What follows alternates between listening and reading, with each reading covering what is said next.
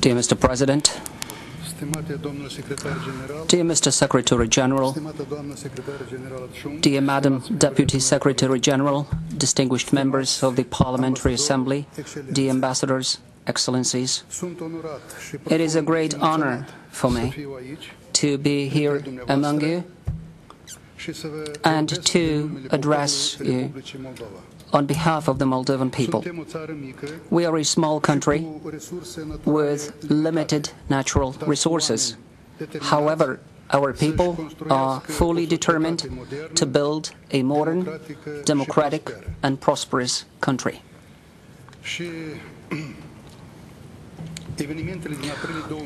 April 2009 events have put our national capacities and the European aspirations of our people to a serious test.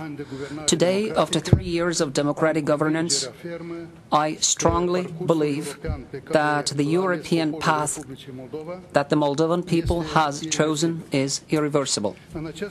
Therefore, I would like to extend my sincere gratitude to you, distinguished members of the Parliament, as well as to the President, the Secretary General of the Council of Europe and the Venice Commission, for your interest and for following closely the developments in the Republic of Moldova. And in particular, I would like to thank you for your involvement and your personal contribution to finding a solution in order to overcome the constitutional stalemate in our country. The governing coalition of the Republic of Moldova, which is called the Alliance for European Integration, is acting in order to promote reforms and transform our country into a genuinely democratic and European state based on the rule of law. Today I can state that after a relatively short time period, the changes in our country have become visible. Now we are focusing on the judicial reform, on stimulating business opportunities and fight against corruption. We are well aware of the fact that these actions, they fall within a broader process, a complex one, which requires considerable efforts and even sacrifice. But at the same time, we are determined to carry through these important reforms for the welfare of the Moldovan people and Moldova as a country. The democratic developments in our country are possible also due to our membership in the Council of Europe. This is an honor for us. The standards and requirements of the organization have helped us to implement modern institutional reforms. At the same time, our vision for the future is for Moldova to become a fully fledged member of the European Union. This will provide better conditions for our citizens, but at the same time this will contribute to greater regional and international security. And this will represent a solid foundation for prosperity and confidence and trust. Ladies and gentlemen, upon accession to the Council of Europe, which happened 17 years ago, my country has undertaken a number of commitments to strengthen democracy, to build the rule of law, to respect human rights and fundamental freedoms. In order to ensure democratic transformations of our society, concrete steps and measures were undertaken. We have developed the legislative framework and we have put in place appropriate mechanisms for the implementation of reforms. We have identified shortcomings in our judiciary system, and therefore we decided that we should develop and adopt a justice sector reform strategy for the period 2011-2016, which is aimed at ensuring sustainability and integrity of this sector. The overall objective of reform is to make justice accessible, effective independent, transparent, professional and accountable to its citizens. We would like to build a justice system that complies with European standards, that will ensure the rule of law and that will restore public trust and confidence in the judiciary. Since the beginning of this year, a package of normative documents were adopted aimed at promoting reforms and combating corruption. Clear procedures were defined for the selection of judges and for the evaluation of their performance. Also, we have amended our legislation, which makes possible to lift the immunity of judges for acts of corruption. And also this package of legislation will increase the transparency of the Moldovan courts and of the Superior Council of the Magistracy. We are working hard to reform the prosecutorial service and the law enforcement agencies, in particular the Ministry of Internal Affairs and the police. The draft budget for 2013 that was approved last week by the government provides an increase by 55% of the budget for the justice sector. This will be the biggest budget which the judicial system of Moldova has ever had. Now, with respect to human rights, in 2010, we have initiated a structured dialogue with the European Union in this area, and in the framework of this dialogue, we have Moldovan experts and representatives of the major international actors participating, like the European Commission, the Council of Europe, OSCE and the United Nations. The assistance provided by the Council of Europe in order to improve human rights is very valuable. At the same time, the Council of Europe facility that was launched on the basis of the political priorities outlined in the Eastern Partnership, they provide added value and strengthen the synergies between the two organizations, including the perpetuation of European values. We believe that the joint programs of the two European organizations, they have a consolidated impact on democratic transformations. For instance, the Council of Europe and the European Union joint program on democracy support in the Republic of Moldova, the program that was initiated after April 2009 events, has brought good results in a relatively short period of time. As an example, I would like to mention that we have developed the plurality of opinions and the freedom of the media. This progress became possible after the Council of Europe and the European Union supported Moldova to establish a press council, but also we received assistance to develop a code of ethics for journalists. At the same time, a number of laws were passed on the denationalization of media outlets, but also laws were passed to enhance the freedom of expression. And these laws, they transpose into the national legislation the case law of the European Court. These laws represent an important achievement of the national media organizations, and these laws compel public authorities to denationalize media outlets which are funded with public media, thereby encouraging a fair competition in the printed media. Over the past 3 years, the freedom of expression, which is primarily an achievement of the Moldovan citizens, has improved considerably, and this fact is equally recognized by the civil society and international organizations. I would like to highlight that our government has placed human rights at the core of its national policies. This is our primary objective.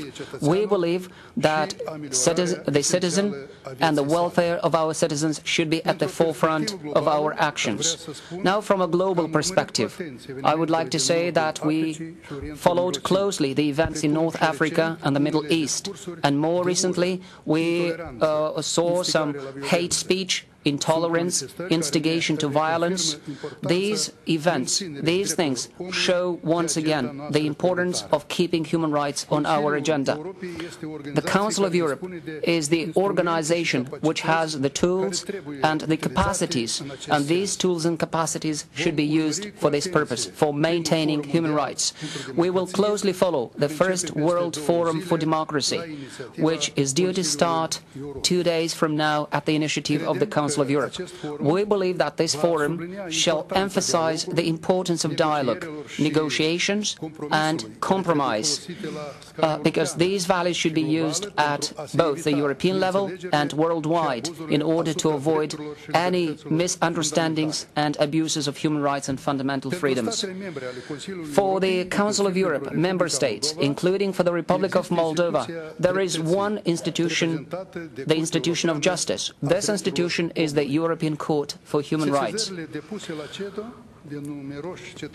Many Moldovan citizens have submitted applications to the ECHR, and as a result of these applications, our state has been reminded of its primary responsibility to ensure compliance with the European Convention on Human Rights. In this context, I want to say that we support the reform of the ECHR and the recommended actions following the conferences in Interlaken, Izmir and Brighton. We understand that the reform of the ECHR depends on the activity of the Council of Europe and depends on the willingness of each member state to ensure effective protection of human rights at the national level. And I mean here not only the adoption of some European and international standards, but also the implementation and proper enforcement. This is also the case of the Republic of Moldova, and I can confirm to you, I can speak here on behalf of the democratic government, on behalf of the political leadership of which I am a member of, that there is political will to implement these standards. At the same time, there are deficiencies in terms of respecting human rights and democratic transformations in the eastern parts, in the eastern regions of our country. The perpetuation of the Transnistrian conflict undermines our national security and our territorial integrity. It impedes economic development and divides our society. Our policy therefore is focused on promotion of dialogue and consolidating confidence between the two sides of the Dniester River in order to reintegrate Moldova within its internationally recognized borders, so that our state becomes a functional state with clear European perspectives. The Transnistrian region should be granted a special status within the Republic of Moldova, and this will provide the region with a high level of self-governance. Defining a special status is the key task of political negotiations in the 5+2 format. This should generate a reasonable compromise based on the principles of sovereignty and territorial integrity of the Republic of Moldova. Council of Europe has an important role in this process through the confidence-building measures on both sides of the river Dniester. We express our gratitude for the valuable support provided by the member states, and we count on their further voluntary contributions, so that this confidence-building project can be expanded and prolonged. We also believe that it is absolutely essential to transform the existing peacekeeping mechanism into an international civilian mission, which is aimed at building confidence rather than separating the sides. We count on the OSCE, the Russian Federation, Ukraine, the European Union and the United States. We count that these actors will combine their efforts towards finding a lasting solution for the Transnistrian conflict and the reintegration of the Republic of Moldova. Equally, it is important to reiterate that Russian forces that are present on the territory of Moldova without the consent of our state, of the host nation, and contrary to our constitutional provisions and to the international commitments of Russia, should be withdrawn. Finally, we welcome PASE resolution adopted yesterday, on October the 2nd, on the report regarding the honoring of obligations and commitments undertaken by the Russian Federation, in particular regarding the need for Russian troops and ammunition to be withdrawn from the territory of the Republic of Moldova. Distinguished audience, the Republic of Moldova is making progress on its path towards European integration. We continue our negotiations on an association agreement with the EU, and earlier this year negotiations were launched on a deeper, comprehensive free trade area. So, together with the European Union, we have set ourselves a very intense agenda of negotiations, and we will make concerted efforts to respect the timetable and to achieve this ambitious goal. This goal being to complete negotiations by the next summit of the Eastern Partnership that will take place next year. At the same time, I can speak of progress being made, that Moldova has made in implementing the conditionalities on a visa liberalization regime, and therefore we are waiting for the decision. We are awaiting for the decision for the European Commission and the European Council to take an official decision to move to the second phase of this dialogue. We appreciate the results obtained under the mobility partnership with the Republic of Moldova, and we would like to encourage all member states of the European Union to join this partnership in order to strengthen cooperation in the area of migration. We are fully aware that Moldova will have better European perspectives if Moldova implements fully its commitments that we have undertaken upon our accession to the Council of Europe. Our priority in our relations with the Council of Europe is to complete this monitoring process and to move on to a post-monitoring phase, because these goals have been consistently reflected in our programs of this government. So based on this objective, but in order to ensure a stricter monitoring of the implementation of our obligation, on the 13th of July 2012, the Moldovan Parliament has adopted an action plan. It is called the Action Plan on Honoring by the Republic of Moldova of its commitments towards the Council of Europe. This document represents, first and foremost, a consolidated message. It is a message about the commitment of the Moldovan authorities to promote systemic reforms, in spite of the consequences of the global financial crisis. This exercise represents an action, a platform for action, and in this platform each institution has a role, and also this exercise shows political maturity of the political leadership and of the society as a whole. We count on further support of the Parliamentary Assembly in the implementation of reforms and helping Moldova to move on to the post-monitoring dialogue. I assure you, the time is right for this step to be made, because we have the arguments and we have the evidence to support this natural objective. The Republic of Moldova has a real potential, and therefore Moldova should be offered a differentiated approach, and its citizens deserve to be encouraged, and they should be assured that they have their place in the space of European democratic values.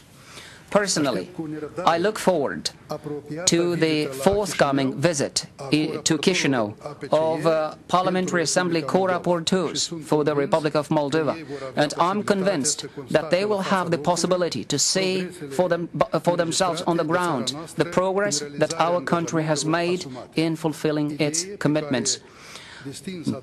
And this idea has been confirmed by the distinguished Parliamentary Assembly in its resolution 1895 of 2012.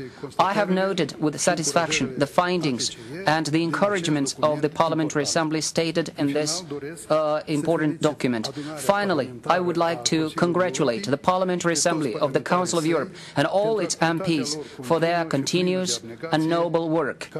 And I would like to assure you, your work here is highly appreciated by member states. Thank you for disseminating the fundamental values of our organization. And I would like to encourage you to continue the process of reforming the Parliamentary Assembly so that the Parliamentary Assembly becomes more effective and more visible. We all need to combine our efforts to provide our citizens and our countries with a better future. Thank you.